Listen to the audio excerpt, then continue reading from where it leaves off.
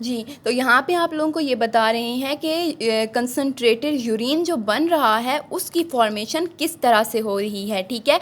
तो यहाँ पे आपको काउंटर करंट मल्टीप्लायर का बता रहे हैं कि ये मैकेनिज़्म यूज़ होता है।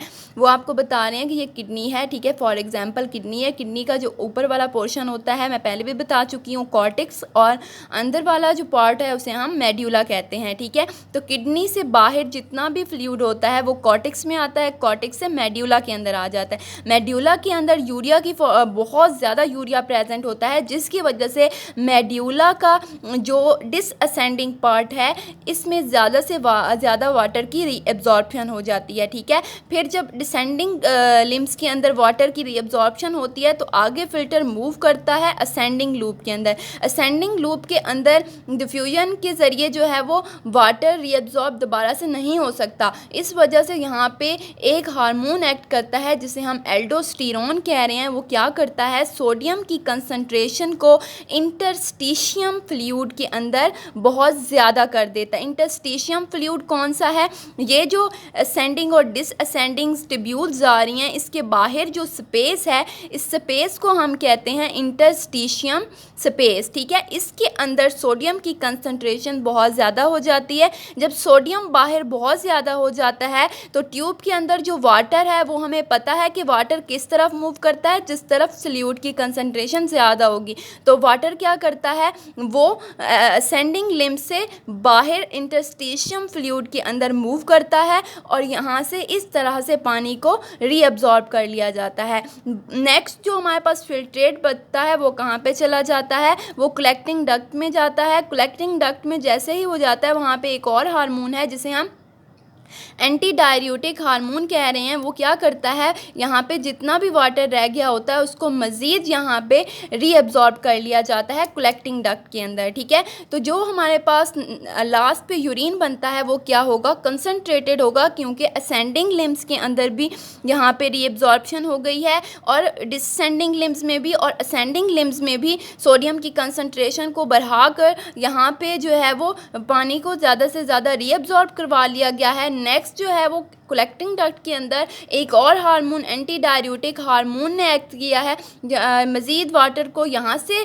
कलेक्ट कर लिया गया है, रीअब्जॉर्ब कर लिया गया है। तो हमारे पास जो यूरिन बचेगा, जो फिल्ट्रेट बचेगा वो क्या होगा, बिल्कुल ही कंसनट्रेटेड होगा। उसमें सिर्फ सॉल्ट की कंसनट्रेशन ज़्यादा रह जाएगी और वाटर की कंसनट्रेशन कम होगी।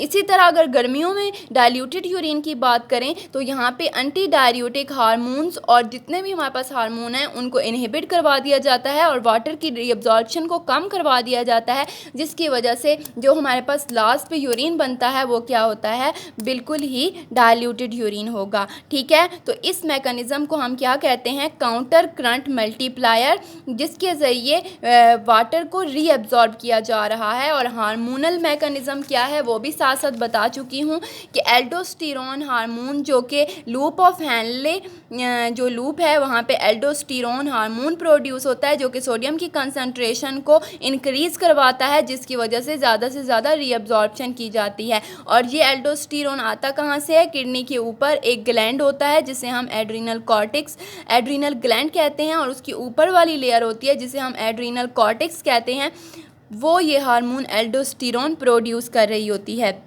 नेक्स्ट आपको एंटी डाययूरेटिक हार्मोन का बताया गया है। तो एंटी डाययूरेटिक हार्मोन कौन प्रोड्यूस करता है, posterior lobe of pituitary gland से ये हार्मोन प्रोड्यूस हो रहा होता है जो कि कलेक्टिंग डक्ट के अंदर ज़्यादा से ज़्यादा वाटर को रीअब्जॉर्ब करवाता है और उसे किडनी से जो है वो किडनी से बैक किडनी की तरफ मूव करवाने में हेल्प करता है, ठीक है, समझ आ गई है। नेक्स्ट हमारे पास जो टॉपिक है वो है किडनी प्रॉब्लम एंड क्योर्स, ठीक है। यहाँ पे आप लोगों को बताया जा रहा है कि किडनी के अंदर जब कोई भी जो है वो डिज़ीज़ हो जाती है तो उसकी ट्रीटमेंट किस तरह से करते हैं और डिज़ीज़ क्यों होती है, ठीक है। सबसे पहले आप लोगों को किडनी स्टोन का बता रहे हैं।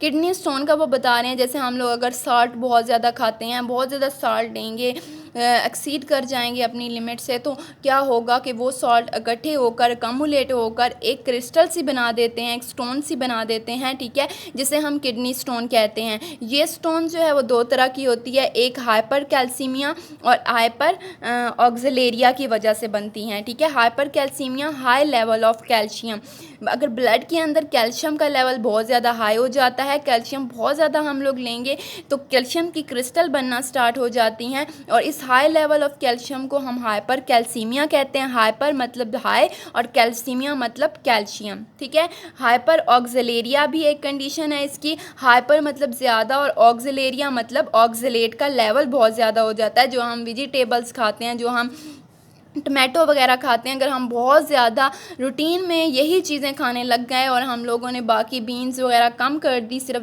ग्रीन वेजिटेबल्स और टमाटोज़ ही हम लोग रोज़ जो है कंटिन्यूस खाते रहें, तो हमारे अंदर जो है वो ऑक्सलेट का लेवल बहुत ज़्यादा हो जाता है, जिसकी वजह से हमारे अंदर जो कंडीशन हो जाती है उसे हम हाइपर ऑक्सिलेरिया कहते हैं, और उसकी वजह से जो स्टोन बनता है उसे हम ऑक्सलेट स्टोन या फिर कैल्शियम और ऑक्सलेट दोनों स्टोन भी बनते हैं, तो कैल्शियम ऑक्सलेट के साथ मिलकर कैल्शियम ऑक्सलेट स्टोन भी बना सकता है, ठीक है। तो यहाँ पे आपको बता रहे हैं कि अगर कैल्शियम ऑक्सलेट के जो स्टोन्स हैं वो 70% जो है वो स्टोन जो किडनी के अंदर लोगों के बनते हैं वो कैल्शियम ऑक्सलेट के स्टोन होते हैं, और 15% फॉस्फेट अगर बहुत ज़्यादा लेते हैं तो कैल्शियम फॉस्फेट, कैल्शियम और फॉस्फेट या फॉस्फेट हम कह सकते हैं, तो 15% वो होते हैं। और यूरिक एसिड, अगर यूरिया की कंसंट्रेशन बहुत ज़्यादा हो जाए, यूरिक एसिड जो है वो डिफरेंट वेजिटेबल और बीन्स से आता है, तो अगर हम बहुत ज़्यादा खाना शुरू कर देते हैं तो वो 10% तक लोगों के अंदर जो है वो यूरिक एसिड की क्रिस्टल भी दिखने में आई हैं, ठीक है। तो ये हमारे पास क्या था, किडनी स्टोन था। अब आप लोगों को बता रहे हैं ट्रीटमेंट, ठीक है। ट्रीटमेंट का बता रहे हैं कि अगर प्रॉब्लम आ जाती हैं तो क्या करते हैं। सबसे पहले तो अगर बहुत ज़्यादा छोटी सी स्टोन होती है तो ज़्यादा से ज़्यादा वाटर को हम लोग जो है वो लेकर उसको किडनी स्टोन को हम यूरिन के ज़रिए रिमूव कर सकते हैं। लेकिन अगर मीडियम साइज़ की होती है तो उसके लिए हम जो प्रोसेस करते हैं वो लिथोट्रिप्सी है, ठीक है। लिथोट्रिप्सी क्या है, लिथोट्रिप्सी जो है वो किडनी